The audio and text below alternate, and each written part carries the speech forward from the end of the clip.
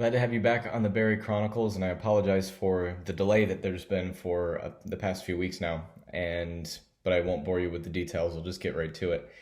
This blog post is based in Memorial Day of 2019. So again, just as a reminder, a lot of what I'm writing about and sharing through these videos is still not up to current day now in October of 2020. So we're still a year behind, but catching up. And this one is called, as I said, Exposing a Family Secret. I've always loved the idea of being a blogger or of having a lifestyle blog, whatever the kids are calling it. I finally realized that my ticket to storytelling, to being heard by the world, was via my ancestry search. Arriving at a place where I could say that out loud, though, that's a different story. I'll be honest, I felt slimy. The notion that I could somehow capitalize on my family's deepest secret in exchange for likes, comments, and video views gnaws at me. So naturally, I've spoken about it to my therapist at length. I desperately want to be a writer with an audience, I explained to her.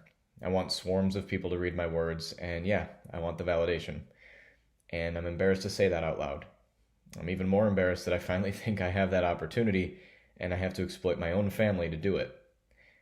And there it is. The words finally set out in the open, but thankfully, behind the HIPAA-compliant walls of my therapist's office, or at least then now, I'm sharing it with the internet. I want something that may harm those closest to me, and I want it anyway. Is that selfish? Well, it's not that simple.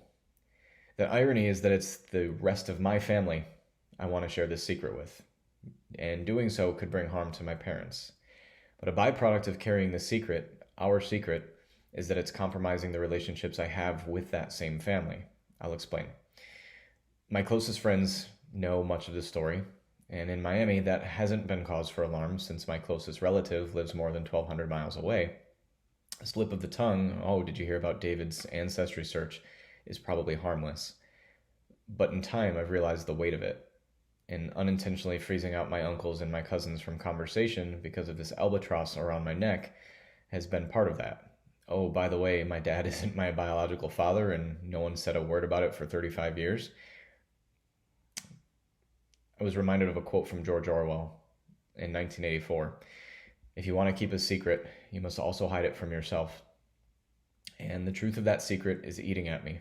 My identity, my story, my struggle to endure it and process it, all of it is inextricably linked to outing my parents, who aren't prepared for what might come of revealing it to the rest of the family. Because how would you feel if your kids weren't biologically yours, and one of them was in a rush to announce it to the world before you'd had time to process the emotions? But I'll be honest, I'm growing resentful.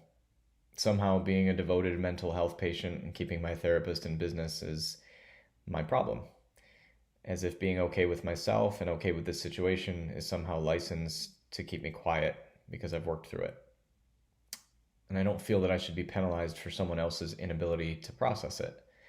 And yet, my growing resentment about it perhaps is evidence that I'm not as okay as I say I am. I have convinced myself I can be made whole by making myself public, by reconciling these emotions with my world. I'm not comfortable keeping it from my family or harboring everyone else's secrets just because I'm emotionally capable of doing it. And I want out. No one knows. None of my uncles, none of my cousins, not my grandfather. We buried my grandmother in 2014, and the secret outlived her. On my dad's side of the family, things are ironically and thankfully easier. Two of my aunts and both of my grandparents on that side are deceased. And there's one other aunt and two cousins. I've only kept a relationship with one of them, my cousin Michael. So in a literal sense, he's the only one other than my father that I'd been biologically pulled from, and I told him the truth in the early days. But as months have become a year, my gentle inquiries about gaining permission to tell my family haven't really gained traction. And by spring, early 2019, I was at my breaking point. So I spoke to my parents and I explained this. I said, I understand this is a lot for you, but this is a lot for me too. This is your secret, but this is my identity. And I'm stuck between deeply caring about you guys and how real your fears are, and I'm tired of having this weight on my shoulders. It's not mine, it's yours. And I love you, but I don't want to carry it anymore. It's hardly that simple though. because I know that telling my family is also licensed to tell the world. I'm selfish. That is one of my motivations, to trade in nearly 4 decades of someone else's grief and silence in exchange for an audience and some likes.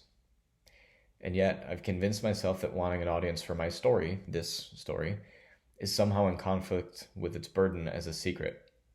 Why can't my selfish gain in bringing myself closer to my cousins and uncles be binary? Orwell's quote from 1984 woke me from that thought again. If you want to keep a secret, you must also hide it from yourself. In reality, revealing the truth is the only way to give me both, even though my reasons feel in conflict. I can no longer hide it from myself, not from my family, not from the world. Which brings me to Memorial Day in 2019. Finally, in the days before my visit to Rochester at Memorial Day last spring, after months of prodding, my parents finally removed the block. They gave me permission to tell. I still don't understand why it matters so much to you, but I do know that it matters to you, my dad said. So you can call them. But the burden to do so was in fact mine. So I fired off some text messages to my uncles. I called my grandfather. And in a matter of minutes, I'd scheduled the destruction of the last remaining wall between my identity, my family secret, and total freedom from its restrictive weight. Of course, I was coy about my real motivation for getting together, though I'm fortunate to have the kind of family love that would make way for me regardless of my reasons for asking. I started with my Uncle Robert on a weekday afternoon. At this point, 20 months had passed since I was told. 20 months passed since I had told others, my then girlfriend Jessica, my now wife, my closest friends. I've written about it at length in journals for no one but myself. And the words and sequence of events have become so rehearsed in my mind that I'm convinced they're just a story that I'm retelling. Something that I'm dissociated from. But as I park in my uncle's driveway, I realize how wrong that is. I'm overcome with jitters. The physical symptoms of anxiousness course through my veins, and I feel the subtle shivers in my fingertips. If you want to keep it a secret, you must also hide it from yourself. I wonder why I'm feeling the nerves, why I've felt them intensely enough that they're manifesting themselves outwardly to the point I'm shaking.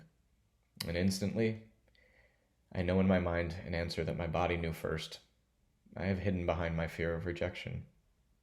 Okay, I don't fear outright rejection like I'd be ousted from the family and kicked off the proverbial island, but I've feared, despite my utterances to anyone who'd listen to that everything's going to be fine, that maybe things won't be fine, that there'd forever be an asterisk next to me or my parents. It's funny how real your vulnerabilities become when they can be exposed or challenged by someone whose opinion actually matters to you. And I also don't have a choice, not anymore. I know that my need to rid myself of this load outweighs anything that might cause me to stumble in the final steps. The funny thing about secrets is that when we tend to hold them past their sell-by date, under the assumption that the weight of it is too heavy for others, what they'll say, if they'll accept you, or they won't. But unburdening yourself from those secrets is a hell of a diet plan.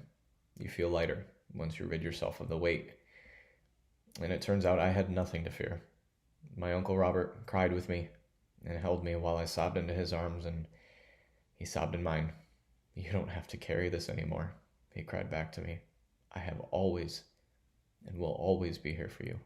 Always. He dabbed at his eyes again. I promise you. Always. So, on Memorial Day 2019, the Barry Chronicles were born. I walked out of my Uncle Robert's yard that afternoon and I breathed deeply, taking in the cool, crisp air of late May. And when I exhaled, I felt the weight of the world fall off me. The burdens of others, the afflictions of a scared little boy with questions of belonging were gone. I am my father's son. I am a Barry by name and a Wickman by blood, but I am no longer burdened by a secret. And yet, this is a story I will always live, always explore. I can never escape that which I've inherited, from which I wrestle to understand. And this is why I tell my story.